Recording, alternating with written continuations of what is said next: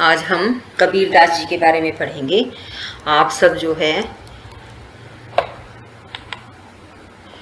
सब कबीरदास जी के लगभग 15-20 दोहे पढ़ चुके हैं। अब अगला हम दोहा पढ़ेंगे। पार ब्रह्म के बारे में बता रहे, ब्रह्म के बारे में कबीरदास जी की कैसी भावना है, इसको आज हम पढ़ेंगे। कि कबीरदास जी कहते हैं कि पार ब्रह्म के तेज का कैसा है उन्मान, कहिबे को शोभा नहीं, देखा ही परमान। परमान का अर्थ क्या होता है? प्रमाण शब्द है बेटा ये, कि हमें किसी चीज को जब हम देख लेते हैं तो उसकी सच्चाई का पता चलता है। और कबीरदास जी कहते हैं कि कैसा अनुमान है, कि उसके बारे में कोई तुलना, कोई बराबरी, उसका अनुमान, अंदाजा कैसा है। अनुमान का मतलब अनुमान शब्द है ना, उन्होंने अपनी भाषा में अनुमान लिखा है। इसका अर्थ क्या है कि परब्रह्म परमात्मा का तेज कैसा है, उसका अनुमान कैसा है, यह बात बताने की नहीं है। कहिबे का अर्थ है कहने की नहीं है, कहने की शोभा नहीं है, देखा ही प्रमाण। अर्थात जो उनके दर्शन कर लेता है, जो उस तेज को देखता है, उसे ही इस सच्चाई का पता चल सकता है। अर्थात ईश्वर, कबीरदास जी के अनुसार ईश्वर क्या है बेटा? हमारे अनुभव का विषय है। उन्हें अनुभव किया जा सकता है, व्यक्त नहीं किया जा सकता। क्योंकि कबीरदास जी ऐसा क्यों कह रहे हैं? क्योंकि कबीरदास जी ईश्वर के निर्गुण रूप की आराधना पर बल देते हैं। अगला पढ़ेंगे कि अगम अगोचर गमी नहीं, तहाँ जग मगई ज्योति, जहाँ कबीरा बंदगी, तहाँ पाप पुण्य नहीं छोती। छोती शब्द का अर्थ है बेटा छूना, स्पर्श करना, कि वह परमात्मा अगम है। अगम का अर्थ है बेटा जहाँ जाया नहीं जा सकता। अगोचर का अर्थ है जिसे देखा नहीं जा सकता। गमी का अर्थ है जाने का कोई रास्ता नहीं है। तहाँ जगमगई ज्योति, वह परमात्मा अगम अगोचर है, अर्थात उसके पास जाना आसान नहीं है। वहां पर वह ज्योति के रूप में जगमग करता रहता है। कबीरदास जी कहते हैं कि मैं ईश्वर के जिस रूप की, जिस धाम की बंदगी करता हूँ, प्रार्थना करता हूँ, भक्ति करता हूँ, वहां पर पाप और पुण्य दोनों ही स्पर्श नहीं करते। इसका अर्थ क्या है बेटा? कि जब मनुष्य पाप और पुण्य दोनों की भावना से ऊपर उठ जाता है, तब उसका ध्यान ईश्वर के धाम में लग जाता है। और कबीरदास जी कहते हैं कि मैं ऐसे ही ईश्वर के रूप की आराधना और प्रार्थना करता हूँ। अब क्या कहते हैं कि पानी ही ते हिम भया, हिम हवे गया बिलाई, जो कुछ था सो ही भया, अब कछु कहाने जाई। पानी का अर्थ है पानी, हिम का अर्थ है बर्फ, कि पानी से ही बर्फ बनती है, और जब बर्फ पिघल जाती है तो वो पुनः पानी बन जाता है। इसी तरह से जो जीव है, जो व्यक्ति है, जो प्राणी है, ईश्वर का ही एक हिस्सा है। ईश्वर के रूप में ही, ईश्वर का एक अंश जो है हमारे रूप में इस धरती पर आया है। हम भगवान का एक हिस्सा हैं, भगवान का ही रूप है। और जब इस संसार में आते हैं तो उससे अलग हो जाते हैं, और जब इस संसार से जाते हैं तो उसी का रूप धारण कर लेते हैं। जो कुछ था सो ही भया, अर्थात जब इस संसार से हम जाते हैं तो जैसे हम पहले थे वैसे ही हो जाते। क्या हो जाते हैं? ईश्वर का ही एक भाग के रूप में अलग होकर आए थे, और फिर ईश्वर के अंश के रूप में हम उसके अंदर ही जाकर समा जाते हैं, ईश्वर रूप हो जाते हैं। और जब जीव और परमात्मा एक हो जाते हैं मिल करके, तो अब किसी के बारे में कुछ कहने के लिए बचता ही नहीं है। अर्थात जीव क्या है, ब्रह्म क्या है, यह बातें कब तक होती है? जब तक हम उस परमात्मा के अलग हिस्से के रूप में अपने आप को मानते हैं, और जब उसका अंश के रूप में उसमें शामिल हो जाते हैं, फिर कुछ कहने को बचता नहीं है। ये पंक्तियां मोस्ट इम्पोर्टेंट है कि जब मैं था तब हरि नहीं, अब हरि है मैं नाही, सब अंधियारा मिटी गया जब दीपक देखा माई। कि मैं था, मैं का अर्थ है अपना अहम भाव, अपना घमंड, तब हरि नहीं थे। अर्थात जब तक मुझे लगता था कि सब कुछ मैं ही करता हूँ, मुझे मेरे अंदर मैं की भावना थी, तब तक परमात्मा मेरे पास नहीं थे। और अब जब भगवान मेरे पास आ गई है, मैंने उनका अनुभव कर लिया है, तो मेरे अंदर से मेरा घमंड और मैं की भावना दूर हो गई है। जब मैं था तब हरि नहीं थे और अब हरि हैं तो मैं नहीं हूँ। क्या कहते हैं कि जब मैंने दीपक देखा माही, जब ज्ञान रूपी दिया जला करके माही अर्थात अपने अंदर देखा, तब मेरे अंदर से अज्ञानता का सारा अंधकार मिट गया। इसका अर्थ क्या है कि मुझे पता चल गया कर्ता तो सिर्फ एक परमात्मा है, बाकी सब तो निमित्त मात्र है।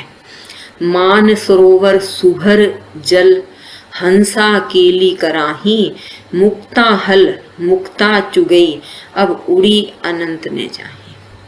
कि मान सरोवर के अंदर सुभर जल, अच्छी तरह से जल भरा हुआ है, वहां पर हंस रूपी पवित्र आत्माएं केली अर्थात क्रीड़ा करती रहती हैं, और जो हंस वहां पर मोती चुगते हैं। मुक्ताहल, मुक्ताहल का अर्थ क्या है कि जीवन से मुक्त लोग जो हैं, जीवन से मुक्ता का अर्थ क्या है, जीवन से जो मुक्त हैं, जिनके ऊपर कोई बंधन नहीं है, वो वहां पर मोती चुगते हैं और उस मान सरोवर को छोड़ करके अनंत का अर्थ है और कहीं दूसरी जगह नहीं जाते हैं। आइए अब दूसरा पढ़ते हैं कि बहुत इंपॉर्टेंट है बेटा, बड़ा ही अच्छा है। ईश्वर के प्रति सच्ची भक्ति और प्रेम से ओतप्रोत पंक्तियां हैं कि नैना अंतरी आह तू, यूं हूँ नैन झपेऊं, ना हूँ देखूं और को, ना तुझ देखन देऊं। कि हे परमात्मा, तुम मेरी आंखों के अंदर आ करके समा जाओ। भक्त की भावना क्या है कि वो परमात्मा को अपनी आंखों के अंदर बसा ले। मेरी आंखों में आ जाओ और मैं तुरंत अपनी आंखों को झपका लूंगा, बंद कर लूंगा। इसका क्या लाभ होगा भक्त को? ना हो का अर्थ है मैं, ना हो मैं देखूं और को, कि मैं किसी और को भी नहीं देखना चाहता। अर्थात जब मुझे तुम्हारे दर्शन हो गए हैं तो मैं संसार का कोई और नजारा देखना नहीं चाहता। ना तुझ देखन देऊं। और भक्त की बड़ी इच्छा है, क्या कहते हैं कि मेरी बड़ी इच्छा है कि तुम मेरे अलावा किसी और को न देखो, इसीलिए मैं तुम्हारे दर्शन करके अपनी आंखों को बंद कर लेना चाहता हूँ। मेरा मुझ में कुछ नहीं, जो कुछ है सो तेरा, तेरा तुझको सौंपता क्या लागे है। भक्त की विनय भावना को व्यक्त करते हुए कबीरदास जी कहते हैं कि हे परमात्मा, मेरे पास मेरा कुछ भी नहीं है, जो कुछ है वो तेरा ही है। अर्थात तूने मुझे दिया है तो मैंने लिया है। तेरा तुझको सौंपता, अगर तुम मुझसे वह चीज लेना चाहते हो तो मैं तुझे सौंपने के लिए तैयार हूँ, इसमें मेरा क्या जाता है। अर्थात जब कुछ मेरा है ही नहीं तो मैं उसे अपना क्यों मानूं। देने वाले भी तुम हो और लेने वाले भी तुम हो, तो मुझे किसी प्रकार की कोई शिकायत नहीं है। कबीर रेख सिंदूर की, काजल दिया न जाई, नैनू रमैया रमी रहा, दूजा कहाँ समाई।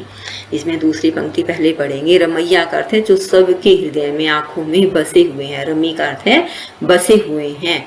कबीरदास जी कहते हैं कि जिस आंखों के अंदर, सबके हृदय में, सबकी आंखों में रमने वाले परमात्मा बैठे हुए हैं, रमे हुए हैं, उनकी आंखों में दूजा कहाँ समाई, कोई और दूसरा आकर नहीं समा सकता। फिर उदाहरण देते हुए कहते हैं, जिस प्रकार से सिंदूर लगाने की रेख अर्थात मांग में काजल नहीं भरा जा सकता, काजल दिया न जाई का अर्थ है काजल नहीं डाला जा सकता। सिंदूर लगाने की मांग में हमेशा सिंदूर ही लगाया जाता है, उसमें काजल नहीं लगाया जाता। इसी प्रकार जिसकी आंखों में रमैया राम रमे हुए होते हैं, भगवान के नाम की छवि होती है, उन आंखों में फिर दूजा और कहीं समा नहीं सकता, क्योंकि आंखों में और किसी के समाने की जगह ही नहीं है। कबीर कुता राम का मुतिया मेरा नाऊ, गले राम की जेवड़ी जित खेचे तित जा।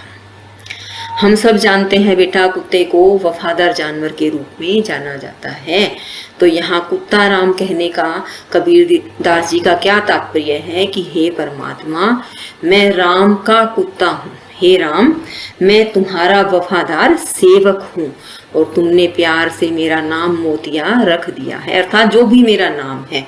कबीरदास जी अपने आप को ईश्वर का अनन्य भक्त मानते हुए कहते हैं कि मैं आपका वफादार सेवक हूँ और जो भी आपने मेरा नाम रख दिया है वह मुझे स्वीकार है। गले राम की जेवड़ी, और मेरे गले के अंदर आपके नाम रूपी जेवड़ी अर्थात डोरी बंधी हुई है। जित खींचे तित जाऊं, जहां जहां आप मुझे खींचते हो मैं वहां चला जाता हूँ। इसका अर्थ क्या है बेटा कि जो ईश्वर के सच्चे भक्त होते हैं वो ईश्वर के सच्चे वफादार भी होते हैं, कि परमात्मा हमें जहां जिस हाल में जैसे रखते हैं हम वहां चले जाते हैं, वहां रहते हैं और पूरी खुशी के साथ रहते हैं। क्योंकि हमारे गले के अंदर राम नाम की जेवड़ी का अर्थ क्या है कि हम भगवान के सेवक हैं, यह हमारी पहचान है। हमारी पहचान ईश्वर के सच्चे और वफादार सेवक के रूप में जब बन जाती है तो हम फिर किसी तरह की कोई शिकायत नहीं करते। हम ईश्वर के सामने सिर्फ यही प्रार्थना करते हैं कि हम आपके सेवक हैं, आप हमारे स्वामी हो, आप जब जहाँ जैसे हमें रखना चाहते हो हम वैसे उस हाल में रहने को तैयार भी हैं और खुश भी हैं। उस समर्थ का दास हूँ कदे न होई अकाज, पतिव्रता नांगी रहे तो उस ही पुरुष को लाज।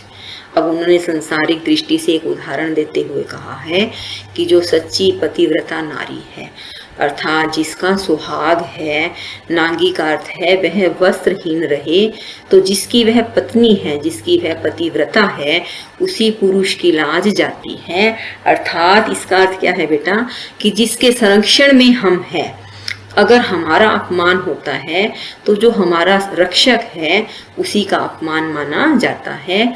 जब भक्त भगवान के चरणों में अपने आप को समर्पित कर देता है तो फिर सुख हो या दुख हो, कहते हैं कि भगवान मेरे जीवन में खुशी आएगी तो प्रशंसा तेरी होगी, और अगर दुख आएगा तो लोग कहेंगे कि भगवान का सच्चा भक्त है फिर भी यह दुखी है। इसलिए कबीरदास जी कहते हैं कि अपने मन में यह भरोसा रखिए कि मैं उस सर्व समर्थ परमात्मा का सेवक हूँ, इसलिए मेरे साथ कभी भी कोई अकाज का अर्थ है अनहोनी नहीं हो सकती। क्या कहा जाता है कि संसार में जो होना है वह होना ही है, उसे हम परिवर्तित नहीं कर सकते, लेकिन हमारे साथ ईश्वर का साथ है इसलिए अनहोनी कुछ भी नहीं हो सकती। जो हो रहा है ईश्वर की कृपा से हो रहा है और वह मेरे लिए अच्छा भी है। कबीरदास जी के कहने का अर्थ यह है कि जब हम परमात्मा की पतिव्रता अर्थात परमात्मा की सुरक्षा के घेरे में आ जाते हैं तब हमारे साथ कुछ भी अनुचित नहीं हो सकता और हमें किसी भी प्रकार की परेशानी या चिंता या भय रखने की आवश्यकता भी नहीं।